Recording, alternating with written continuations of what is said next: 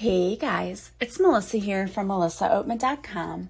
Welcome to Awaken Your Inner Awesomeness, a daily podcast devoted to spirituality and self-help. If you're new, I want to welcome you. If you're returning, welcome back. So today I want to talk to you about being bold and stepping outside of your comfort zone. But before I talk to you about that topic today, I wanted to just mention really briefly about this new protein bar that I found. I wanted to talk to you guys about it because I have tried every single stinking kind of protein bar there is. I was looking for something to just grab with me to take quickly because now work started. And I've just gotten to the point that I don't want to make a lunch and I don't want to make breakfast. I just want to grab things and go. And before, if I would do that, I would grab things that were fattening and not good because those diet dinners like lean cuisines and things like that, they're full of salt and all of these other things that aren't good for you. And I was noticing when I ate those kinds of things, like I wasn't like seeing any kind of weight loss, number one. And number two, I was still hungry because it didn't keep me filled. And same thing with other protein bars. I was eating them and nothing. I would be hungry an hour later and it wasn't good. So I thought that I would try a new kind of protein bar, and I found these protein bars. They're called Smart for Life. And I don't know if you've ever heard of the cookie diet, but somebody mentioned to me, oh, you have to try the cookie diet. I'm like, cookie diet? What the heck are you talking about? So I went and did a little research, and there's a doctor who invented this diet, and it's called the cookie diet. He was an ER doctor, and he started helping people with weight loss. And so he invented this cookie that had all of the right amounts of proteins and different things that your body needs that will keep you full, and also it will curb the hunger and the sugar cravings and things like that. So I was like, okay, well, this is interesting, but I didn't really, I'm not a cookie person necessarily, but I was like, oh, they have protein bars. I'm going to try those. So I got a sampler pack of the protein bars, and I have to tell you that I've been taking them to work all of this week, and I love them. They taste really good, and they do keep you full. And I never thought I would say that, but I will go all day, and then I'm like, you know what, I'm not even hungry. So I have not found a protein bar that really does that for me. I mean, not keeping me satisfied and full. The great thing about it is that you just eat a couple of these. So I take a couple of protein bars with me to work. And then when I get home, I just eat dinner with like a lean protein. And that's it. And I feel like I have more energy, and I feel like I've gotten better sleep at night. And I'm not craving like the sugary stuff like I have. Like usually if I go to bed at night, I get up and get a snack right before I go to bed. I'm guilty of that, eating snacks in bed. That's me. But if I eat these, I haven't wanted to do that. I haven't even thought about it. So I wanted to mention this to you because I reached out to the company and they said that they would give you guys a discount if I mentioned their protein bars on my show. And I said, yeah, well, of course I want to tell them about it. I love these. So these protein bars, you can go to their website, and it's Smart for Life. And I think it's just smartforlife.com, but I'm going to put the link to it in the notes to the podcast show notes. And I'm also going to put the coupon code, because they are giving you a coupon code, awesome, and you put that in and you get 10% off. And I'm going to put that in the notes also. But they have different flavors of these protein bars. Like my favorite is the Luscious Lemon. Oh my gosh, I love lemon anything, and it's really good. And I like the cinnamon pecan, and they also have strawberry. They're really, really good. And I tried a couple of the cookies, and the one cookie that I really liked was the chocolate banana. It is like banana on the inside, but it's covered in chocolate. It's really, really good.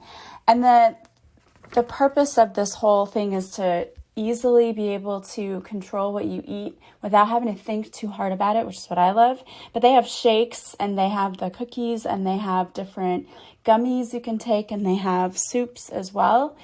I ordered some shakes, so I'm going to have to try that and let you know how that is. But I love the cookies and the protein bars. And if you follow their plan, it's like 6 cookies a day. That sounds like a lot, but that's that's what we're supposed to be eating is 6 small meals a day, which most of us don't do that at all. Like we totally do the eating wrong. We're supposed to be having 6 small meals a day. So you eat 6 cookies a day and then you have a lean protein meal in the evening. Or if you do the protein bars, like 1 protein bar is like 2 cookies, you do 3 protein bars a day and then you do the lean protein in the evening. And that's what I was doing. I was doing the protein bars. Love it. I absolutely love them. And I just tried one yesterday that was almond, and it tastes like, you may not know what this tastes like, but since I teach German, I love marzipan, and they make this marzipan bar. It's chocolate with the marzipan in the middle, it tastes like cherry flavored, the marzipan does. And so this protein bar, it tastes kind of like this candy bar, but it's a protein bar. And it's really, really good. So you guys need to go and check that out. And again, use your coupon code because I'm going to have that in the notes to the podcast. So you just go check out their website. They are super, super friendly too because I called them like, I want to know all about this. So I think you guys will love them too. So give them a try. Like I said, I'm loving it. And I was like, I have to pass this along to them because I have not found a protein bar that keeps me full all day. And I know there have been several people reaching out to me like, what do we do for weight loss and that? I know there's a lot of emotional things we can fix, but really we have to fix our eating habits too. But this is one easy way to do it. So I thought I would pass that information along to you. So Smart for Life is the name of the company. And it is smartforlife.com is their website. All right, guys, so I wanted to talk to you. Oh, and I have to tell you too, I took my daughter to college yesterday, and this was awesome because I was so busy. I was trying to pack and get everything ready, and I'm like, oh gosh, I don't have time to eat. So I just threw a couple of those protein bars in my purse, and so then I was able to eat one on the way to her school. Helped so much, so much. And I needed the energy because we were unpacking her. She had so much stuff. But I tell you what, it was awesome. She loves her school. She's going to Western Illinois University and the campus is great. Her dorm is really cool and she already met a lot of really cool people. And you have to know my daughter. She is so shy. She doesn't want to like get out and talk to people. And that's very much how I was too. So my college experience, I really didn't like break out there and go and talk to people. And I know you're sitting there thinking, what, you talk to hundreds of people on your podcast, you're shy? Yes, I was very, very shy growing up. And so I never wanted to do things like that. And when she told me she wanted to go away to school, I'm like, what? My little girl who was crying when I left her for kindergarten and preschool and cried every day for like a month, pressing her face against the window, tears rolling down her face. She wants to leave me and go away to school. But I knew that this was a good thing, especially because it was her choice. You know, I want to do this. I want to try to break out and really get to know people. And I was very, very impressed with her for that. I'm like, oh, that's so awesome. So I was a little worried about her and I've been praying over her all week, like, oh, let this go well. And we moved her in. Her stepmom and her brother and brother's girlfriend and I took her to school yesterday and helped her unpack and then took her to dinner. And I felt so much better after we left her because even though I cried, of course, I'm like, I'm going to miss you. But she's like, Mom, I'm going to be home in 2 weeks. I have to come home for a birthday party. I'm like, oh, okay. And it's only 3 hours away. But I feel so good about the fact that she is making that choice to step out of her comfort zone. And that's why I wanted to really dedicate this podcast episode to her because I'm so proud of her for doing that. At her age, I probably would never have done that. I didn't even get the option to go away to school, and I don't think I would have, I probably would have been miserable had I done it because I just wouldn't have made myself get out there and talk to people. And she's texted me this morning that I've already met up with a few people and we're going to go hang out later. And I just met my roommate and she's so nice and we're talking. I'm like, this is my child? Really? You met people? And I'm so proud of her. And I wanted to talk to you about ways that you need to step out of your comfort zone in life because so many of us stay stuck and small because we're too afraid to reach out and see what's out there. And I'm guilty of it. Obviously, I said I was shy, but I'm guilty of it in a lot of ways too. There are a lot of times that I want to just stay where I'm comfortable and not really reach out and grow. And then the universe hits me over the head is like, hello, you preach this to people. You need to get out there and do it yourself. I'm like, oh yeah, I do. So I get it. I understand totally. It's easier to stay safe and to stay small, but that is not where you're going to grow. And then nothing exciting really ever happens there. And there are so many areas in your life where you can be bold and be brave and step out and take new adventures. For some people, it might be something really grand and big, like leaving a relationship that they know has been dead a long time ago. And that is so scary. I get it. I get it because I've been there. But when you stay stuck in those kinds of situations, the only thing that happens is you're killing yourself slowly inside, because it hurts to stay where you know there's nothing good happening, where you know you're not satisfied, and where you know that you feel empty inside. It's not a good place. So sometimes, for some people, stepping outside of your comfort zone includes doing something grand, like leaving a relationship you've been in forever, or writing that book that you've been sitting on forever, that idea, starting that business that you're like, well, I think this would be a good business, but I don't know. It's taking that next step. It's going back to school. It's starting a completely new career path, all of those things. And it can be something that big, or it can be something as simple as going out and joining a group for something so that you can meet new people. I mean, that's scary for a lot of people. If you're an empath, especially, a lot of people who are, while they can be very extroverted, they're also extremely introverted. So they don't like new situations with new people because it's overwhelming. And there are all of those fears and doubts that come into your mind, like, what if they think I'm weird? What if this happens? What if that happens? And I get it, because all of those things run through my mind too. Like, oh, I hope, you say one awkward thing and you're like, I'm never speaking again, right? We get embarrassed. We're like, oh my gosh. And I don't know why we do that, because everyone feels that way. Everyone has times in their life where something embarrassing happened and they're like, oh, I never want to face those people again. When really, we're all just like, it's no big deal. Like, it happens. It happens. People trip and fall in front of other people. People say the wrong thing in front of others. I mean, it just happens. We're human, and we all need to realize that. And we shouldn't let the fear, because really it's just our egos going, oh, if you do that, you're going to make an ass of yourself. It's our egos telling us not to do something. So we need to be very adamant about not listening to that ego, and instead listening to our heart. What do your hearts tell you? What do you want? What do you desire? Because the universe is really wanting us to step more into what makes us joyful. And so many of us are living lives that are not joyful. They really aren't. And it's easy to get into a rut and to do the same thing over and over again, day in, day out. But when you get to that point in life where you wake up and you're like, same situation, different day, that's not good. That's telling you need to do something different. Because when we continue to do the same thing over and over again, and we expect our life to magically get better, that's crazy. It's not going to happen. If you want to see change, if you want a better life, you've got to do something different.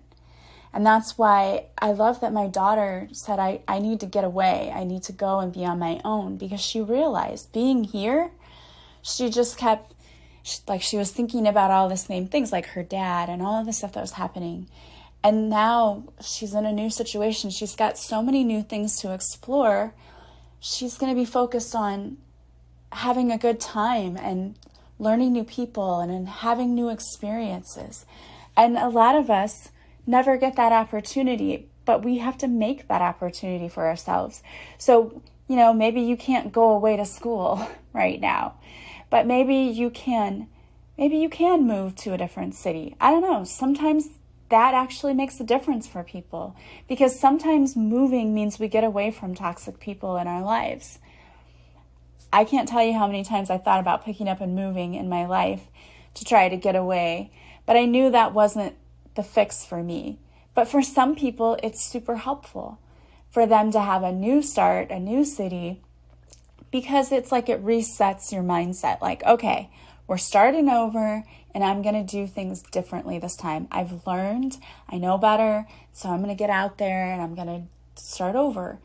I sort of did that with my career. I wasn't happy with my career. And in my next career, I was like, okay, I'm not going to get into this rut. And I did that this year too. I thought, okay, I'm not going to get into this rut where I do the same things over and over and think it's going to be better. I'm going to do something new. I'm going to do something different. I'm going to do something I've never done before. So I've spent a good portion of the last part of my summer making all of these new videos and cool slideshows and Bitmoji classrooms and doing all things that are out of my comfort zone to try to make a better experience for my students, especially since they have to remote learn now. We got told, I don't know if I mentioned this, but we got told the day before the kids are supposed to come, like, oh, you need to remote learn because the COVID cases broke out among the teachers. And I was like, oh my goodness, okay. I felt better about that decision for the safety of all of us, but that's a whole new layer now. Now we have to make connections with those kids online. And how do you do that? And so it's, okay, we're going back to the drawing board. We got to refigure this. We got to do this in a good way. But it keeps it exciting and fresh and new challenges. And I think so many times we're not challenged. We're not challenged. And I've heard so many teachers, I work with teachers, and I've worked with teachers in the past who are like, my class is so tough and difficult because I make it that way and kids hate it and they cry. And I'm like, why are you bragging about that? That doesn't mean you're a good teacher, because they are confusing challenging students with overwhelming students. And that's a big difference. There's a difference between my class is hard and my class is rigorous. You want to challenge the students to think outside the box, but not to the point that you overwhelm them. Like, it's not work overload. Like, I assigned 500,000 pages. That's not rigorous. That's stupid. Like, to overwhelm kids immediately to cause them to shut down, it's not going to help anyone. And they're not going to learn anything. They're going to hate your class and not remember anything about it except they hated you. To make something rigorous means that you challenge them. So you challenge them to look at things from a different perspective. And that's what we have to do to ourselves sometimes. Sometimes we have to really challenge ourselves. And there are a lot of little ways you can do this. For example, when I was working in my old district, when I first started, they're like, we need people to lead professional development on this program. And I knew all about the program, but I hated public speaking. And I said to myself, okay, you know what? Just bite the bullet, just do it. Volunteer, because you're new here and it'll look good if you volunteer and you know all about this program and it'll help you to learn how to relax in public speaking. So I did that one PD, and then I kept getting asked over and over to do PD for my school. And I did it, and I ended up loving it. Like, that was one of the things I loved to do, was to show other teachers how to use different programs. I loved doing it. And I wouldn't have known that I would have ended up loving that, because the first day that I did the PD, I thought I was going to throw up. I just was so nervous, and I thought, nobody's going to listen to me. I'm this new teacher, and, you know, what do I have to teach people? Why are they going to listen to me? Or when I started the podcast, I was like, I'd really like to start a podcast, but I don't know who's going to listen to me, and why would they care what I have to say? But I knew that I had a voice and I needed to use it. And the first couple of episodes, if you went back and listened to my first few episodes, I don't sound anywhere probably like I do now, because I was so nervous. I was like reading off of a piece of paper because I had to write my ideas down. And now I just like grab my microphone and go and just talk, because it's natural for me, because that's what I'm supposed to be doing. But I wouldn't have known that had I not taken that leap and stepped outside that comfort zone and said, okay, I'm going to challenge myself. And anytime someone says something to me or asks me to do something, if I feel terrified about it, then I know I have to do it. I know I have to do it, because that fear in me, I know that's a challenge from my ego saying like, well, you can't do that. Why would you do that? And then I have to prove it wrong. For me, sometimes it's like, oh, really? Like, if you really want me to do something, tell me that I can't do it. And then I'll be like, oh, let me show you how I can do it. It's like a challenge for me or something. I feel like a lot of great things have come about because I challenged myself. It's almost like an inner battle. It's like a battle between my 3D physical self and ego self and my higher self. And my higher self always wins because my higher self knows what I'm supposed to be doing.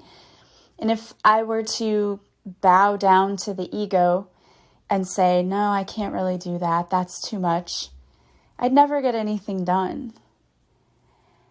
And I think the universe is really wanting to give you this message of what can you do to challenge yourself.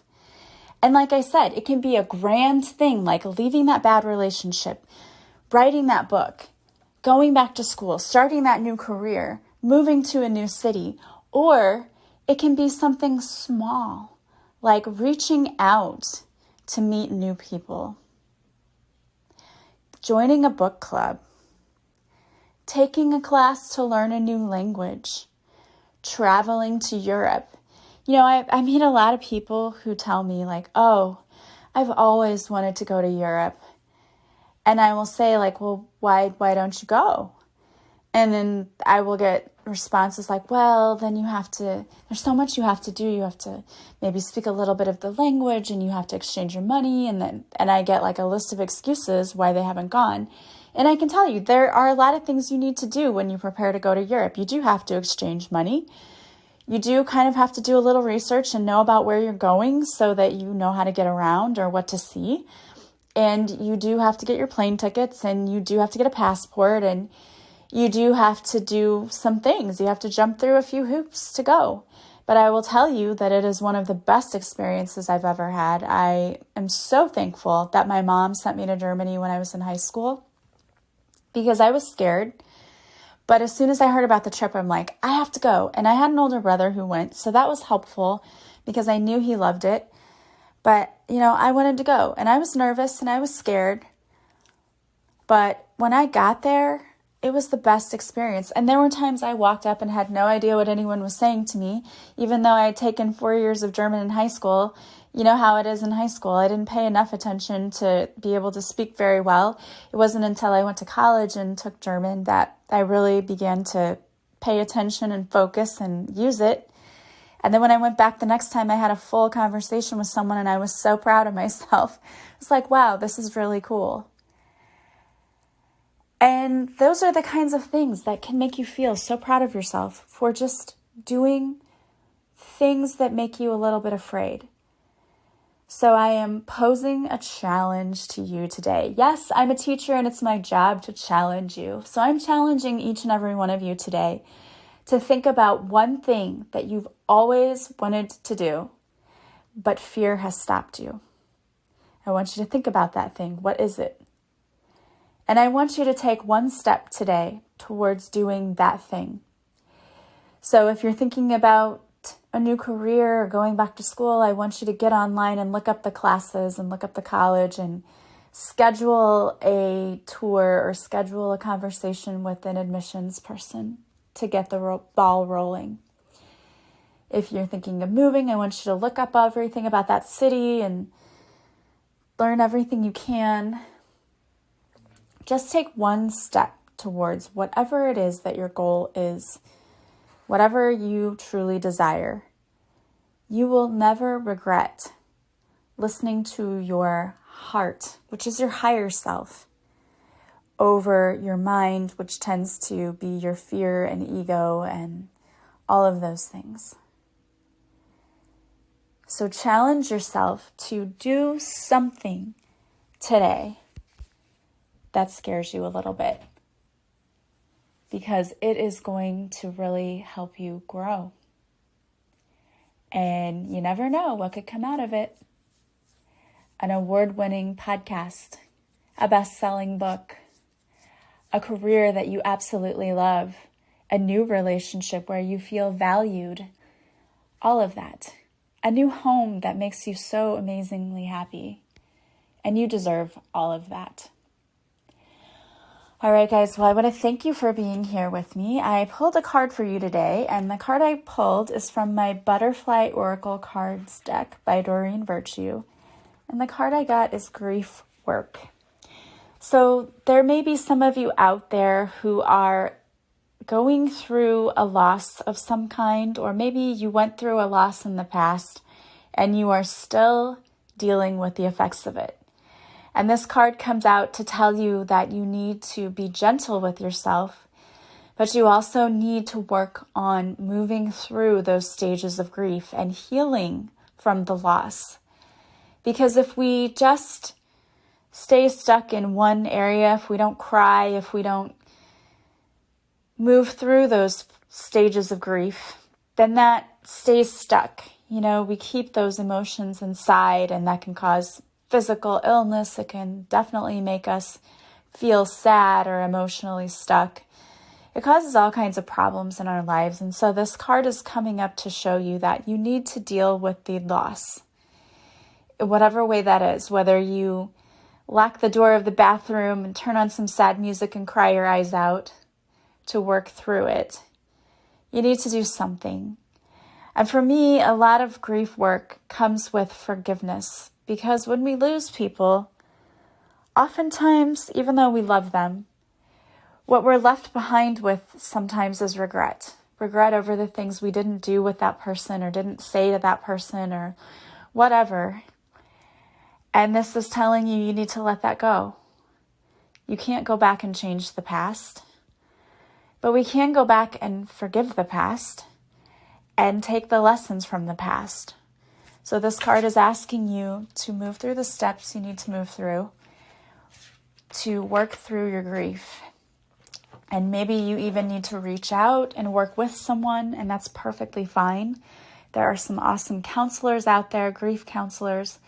Also, you can work with me. Spiritual leaders out there also are great to work with because we have a lot of tools in our arsenal to help you. So if you want to work with me, just go to my website, melissaoatman.com, and there you can see the list of services I offer. I coach a lot of people who work through grief. We kind of, they set up a session with me, and a 30-minute session is $30, which is cheaper than going to counseling. And we can, work through what you need to work through, even if that's forgiveness for others.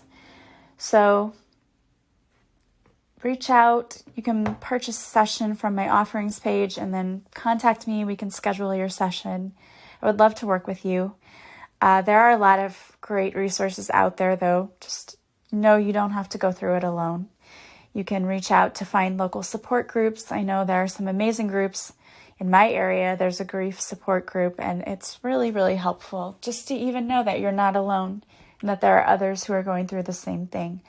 So don't sit and suffer in silence. Reach out, ask for help if you need it, because you need to live your absolute best life, and that's not going to be a life where you're stuck grieving and loss. All right, guys. Well, I want to thank you so much for being here with me. As always, if you like this podcast, please subscribe. Please leave me a review from wherever you're listening. You can leave me some stars on iTunes. Also, you can share this podcast with those you think it might help. I want to thank you to those of you who've already done that. Also, don't forget to follow me on social media. I go live Mondays at 6:30 Central on Facebook, where I do a free card reading for you. And if you show up for the live, I will also pull a personal card for you as well. It's totally free. I also post videos to Instagram, and I have guided meditations that are free on my YouTube channel. So go check that out. I hope that you guys are having an amazing day from wherever you're listening. I am sending you guys so much love and light, and I will talk to you soon. Bye, guys.